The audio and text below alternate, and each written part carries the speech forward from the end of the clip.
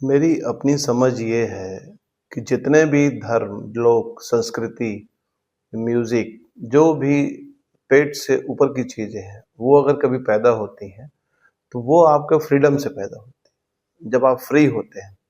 आजकल एक बहुत शानदार शब्द चला हुआ है फाइनेंशियल फ्रीडम। तो फाइनेंशियल फ्रीडम का क्या मतलब है? हम अच्छे से इस बात को जानते हैं कि पूरी दुनिया में जितने भी धर्म, संस्कृति, म्यूज़िक जितनी भी उच्चतम चीज़ें पैदा हुई हैं, वो सभी चीज़ें फ्रीडम से पैदा हुई हैं, फ्री होने से पैदा हुई हैं। आपको क्या लगता है कि एथेंस में सुकरात और ये सब लोग ऐसे ही पैदा हो गए? वो वहाँ पैदा इसलिए हो पाए कि वहाँ अभिजात्य वर्ग कहते थे उसको, अभिजात्य वर्ग वहाँ पैदा हो पाया क्योंकि सारा काम वहाँ गुलाम करते थे। कुछ लोग वहाँ जो है काम करते थे, गुलामी करते थे। लेकिन कुछ लोग वहाँ अभिजात्य वर्ग थे जो यही सब के लिए खाली बैठे रहते थे, कोई काम नहीं था उनके पास। और मजेदार बात यह है कि जहां भी हमारे यहाँ भी चाहे राम, चाहे कृष्ण, चाहे जितने भी आप देखेंगे, चाहे महावीर, सब अभिजात्य वर्ग के लोग थे। सभी लोग फाइनेंशियल फ्रीडम से थे, तभी वो चीज वो सोच पाए, तभी वो अध्यात्म को सोच पाए। तो हम अगर सोचते हैं कि बिना फाइनेंशियल फ्रीडम के हम अगर अध्यात्म में प्रवेश कर पाएंगे, तो असंभव है। आप भूल जाइए, कभी नहीं हो पाएगा। और फाइनेंशियल फ्रीडम का भी वो अर्थ नहीं है जिन अर्थों में आप समझ रहे हैं, वो बिल्कुल अर्थ नहीं है। फाइनेंशियल फ्रीडम का ये बिल्कुल अर्थ नहीं है कि आपको काम नहीं करना है, काम आपको करते रहना पड़ेगा। हाँ, आपको समझना यह है कि मुझे अपने टेस्ट का काम ढूंढना है। आप समझ रहे हैं? कोई यदि पेंटर है, अब उसको बैठा दोगे बैंक में तो वो क्लर्की करेगा। कोई यदि जूते दुकान वाला है, अब वो बैठा है वहां कविता लिख रहा है, तो उसकी कविता में जूते की बदबू आएगी। तो वैसा नहीं करना है, आपको अपना चूज करना है। चूज योर वर्क, अपने काम को आप ढूंढिए और धीरे धीरे धीरे धीरे फाइनेंशियल फ्रीडम अपने आप हो जाएगी। आपका टेस्ट, आपका जो मजा है काम में आना चालू हो जाएगा। कोई लेखक है, कोई संगीतकार है, जिसको जिसमें जिस काम में मजा आ रहा है वो काम वो करे तो मजेदार हो जाएगा। और हम क्या करते हैं, गुरुओं की कॉपी करना शुरू कर देते हैं, बस यही गड़बड़ हो जाती है।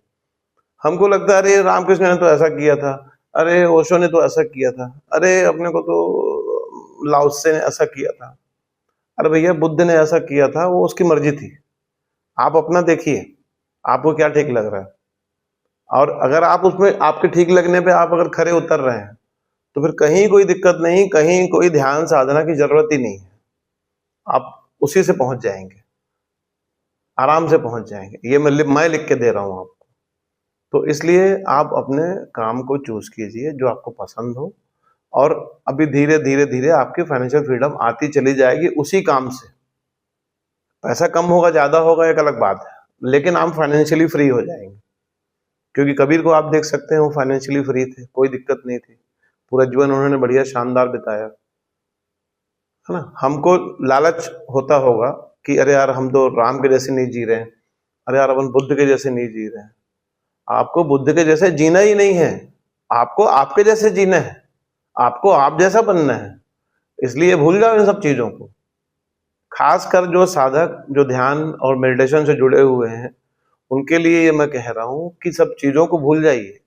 आप अपना टेस्ट को डेवलप करिए, अपने रस को पैदा कीजिए कि किस चीज में मेरा रस है, फिर आपको आनंद आएगा, फिर आपको चीज मजा आएगी। समझ गए आप? तो आपको अपनी फाइनेंशियल फ्रीडम, एक्चुअली वो फ्रीडम का मजा है, सवाल फाइनेंशियल का नहीं है। पूरे जगत में जो मजा है वो फ्रीडम का मजा है। आप जो पक्षी को उड़ते देखते हो या गाय को और इनको चरते बढ़ते देखते हो, तो आपको मजा क्यों आता है?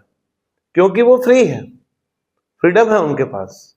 आप बंधे बंधे से रहते हो, कभी अपन फाइनेंशियल में बंधे हुए हैं, कभी सामाजिक दायरे में बंधे हुए हैं, इसमें बंधे हुए हैं, उसमें बंधे हुए हैं। सारे बंधन आप खुद ही जकड़ के रखे हो, और आप सोच रहे हो कि मैं परमात्मा का आनंद ले लूं।